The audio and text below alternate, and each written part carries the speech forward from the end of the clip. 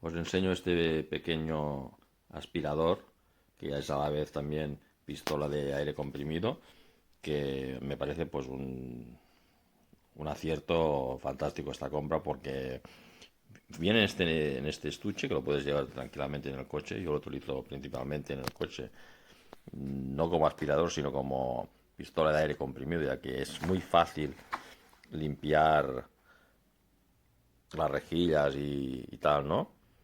Viene aquí con este mango plegable, lo puedo, se pone así, y por este lado sería el aspirador y por aquí la zona de aire comprimido.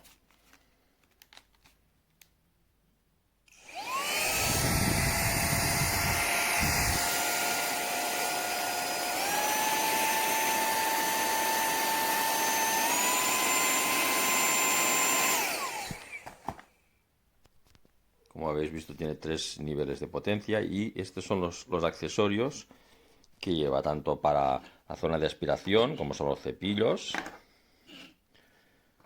como por la zona de aire comprimido. Son estos pequeños artilugios que van muy bien para las pequeñas sitios donde no son accesibles, como por ejemplo las rejillas, el ordenador, etcétera. Aquí le he puesto uno, por ejemplo.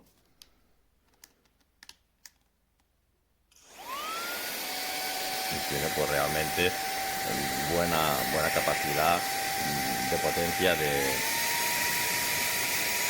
expulsión.